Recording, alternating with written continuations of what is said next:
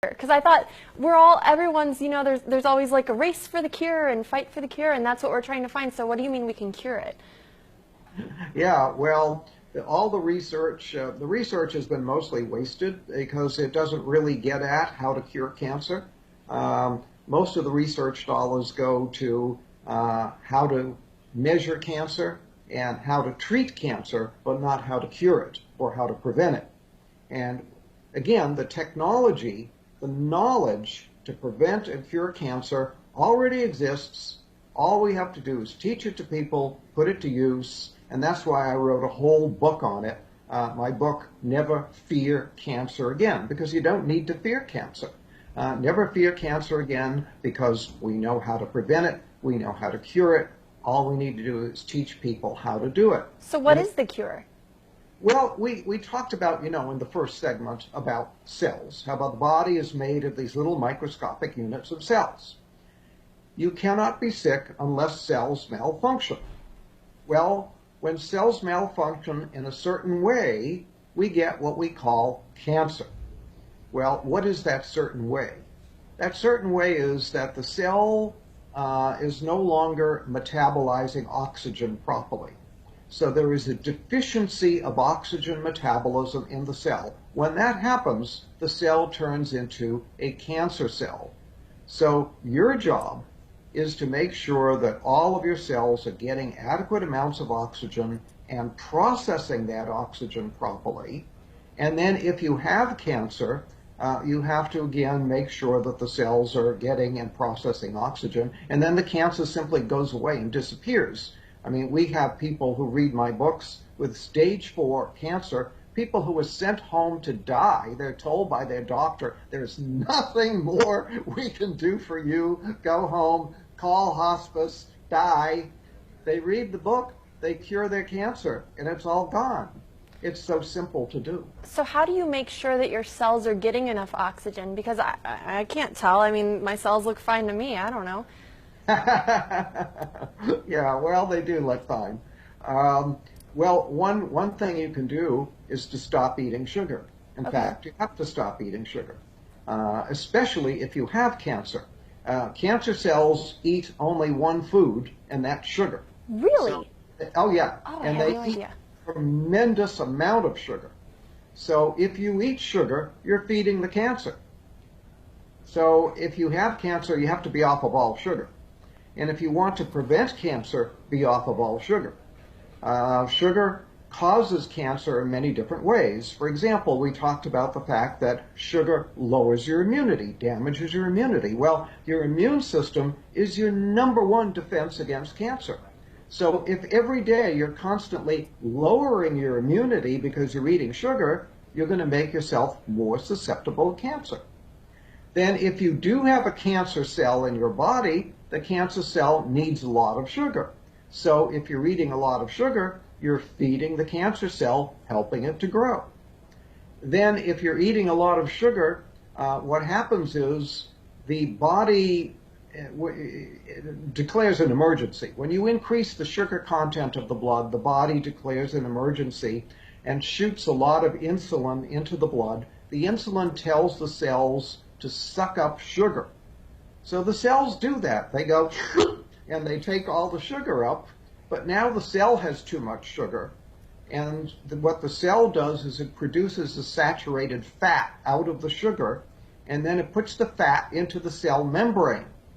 Well, when you put the fat into the cell membrane, you damage the ability of oxygen to get into the cell. So when you eat sugar, you damage your cell membranes, you lower the amount of oxygen that can get into the cell, and now you may be creating cancer because you're creating an oxygen deficiency in the cell. Now we want to reiterate too, Doctor, what you mentioned in our first segment, which is that natural sugar is better, right? If you go for fruits, is that still okay to be eating fruit? Because we've all heard fruit is so healthy. Fruit is healthy. Fruit juice is not healthy because now you're getting too much bioavailable sugar too fast. But eating fruit is very healthy. There's nothing wrong with that. For example, I'll tell people with cancer to drink a lot of carrot juice, for example, and say, well, don't carrots contain sugar? Well, yeah, there's some sugar in the carrots, but the carrot juice is very, very healthy. So something like V8 might be a good choice. No, not a No? good choice because you're basically dealing with a lot of vegetables that are probably are very moldy and very old and just not healthy. So you're taking a lot of unhealthy stuff and making an unhealthy drink out of it. Wow. I thought V8 was the healthiest drink you could go to. Now, we only have a couple minutes left, but we want to talk about your other book, which is actually dealing entirely with weight loss. And this is something else you say, that people can lose weight for good and not do it through dieting, right? Absolutely. You shouldn't diet. Dieting is very bad for you, especially yo-yo dieting. Lowers your immunity and can actually damage your heart, do a lot of problems. So what you want to do is lose weight. Well, the simple way to do that is to stop eating sugar. And I'm starting to sense a theme here with the sugar. Seems Yeah. like that's the answer to all of these problems. Sugar is a key. In fact, I talked once with a researcher at Harvard Medical School, and I said, do you think there's such a thing as a key to disease? And he said, well, probably not. But he said, if there was such a thing as one single key to disease, that key would be insulin. And when you eat sugar, you make your insulin go up. When your insulin goes up, you throw your body into chaos. All your hormones are in chaos. Everything's in chaos. So sugar is very key. And not eating sugar is very key to making yourself healthy. And when you eat sugar, you make your insulin go up. Well, when you make your insulin go up, what happens is that gives a signal to the cells to not get rid of any fat. In fact, it tells cells to store fat. So when insulin goes up, cells will store fat. So as long as you keep your insulin high, the cells will store fat. So you can't lose weight that way. The only way to lose weight is to stop telling the cells to store fat, because the body manages this. The body manages everything. It manages your blood pressure, manages your temperature, manages your blood sugar. The body manages everything. It manages the amount of fat in your body as well. But it has a switch that controls it. It's like a thermostat. When you have too little fat, it'll say store fat. When you have too much fat, it'll say burn fat. So burn fat, store fat. You keep the fat in the body normal. When you eat sugar, you make the insulin go up. The insulin turns on a switch that says store fat. Gotcha. And as long as that switch is in the on position, I have people that come to me and they say, I eat like a bird and I'm still gaining weight. But they're eating the wrong things, maybe.